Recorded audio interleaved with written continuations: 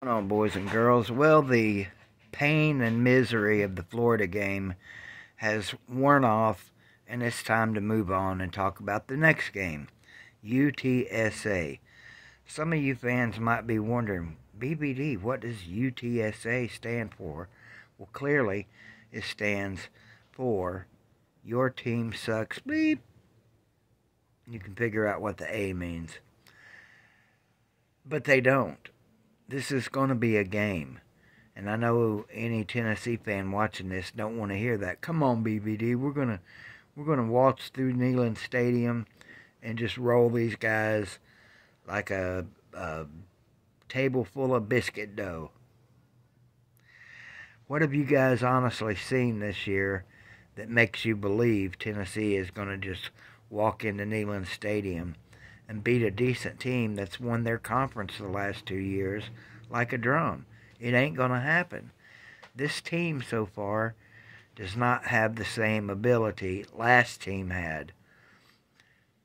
Last year's team, I hate to say the word because people are getting tired of hearing it, and quite frankly, so am I, Hendon Hooker.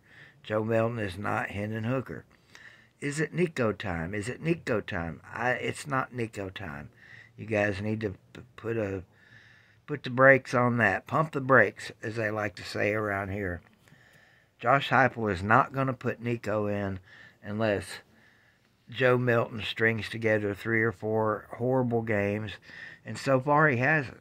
He hasn't had a horrible game yet, although a lot of Tennessee fans say the Florida game was horrible. No, it wasn't. He still threw for like 60% of his passes. He had a couple of bad overthrows, but let's be honest. Wouldn't you rather your quarterback overthrow the ball than underthrow?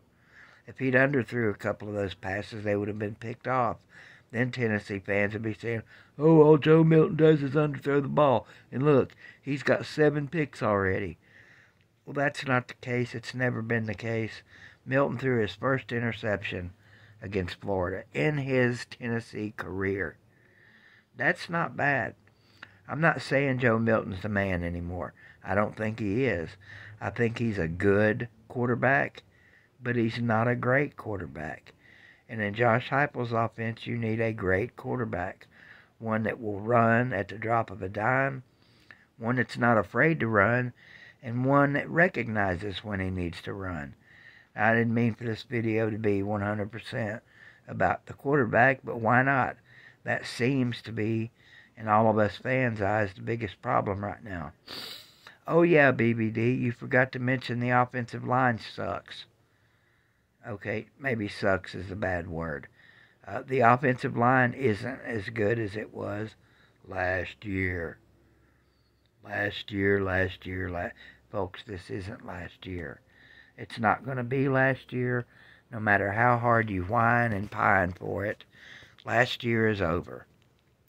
This is a new year, and hey, if you look around college football right now, there's been a lot of teams that have been stinking it up.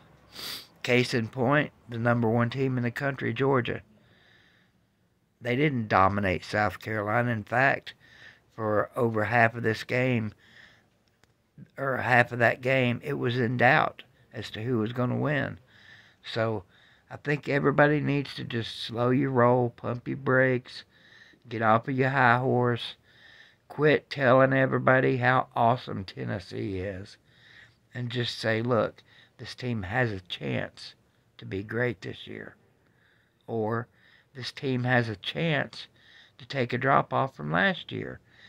Most experts said that before the season. Hey, this Tennessee could take a drop off this year.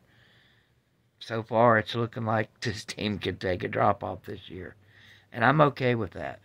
As long as we don't go back to the Butch Jones, Derek Dooley, Jeremy Pruitt days, your boy is good. This year, I'd be happy. Well, no, I wouldn't be happy with 8 wins, but I wouldn't be surprised. I still think we can go 10-2, or even 11-1. Who knows? Bama ain't that good.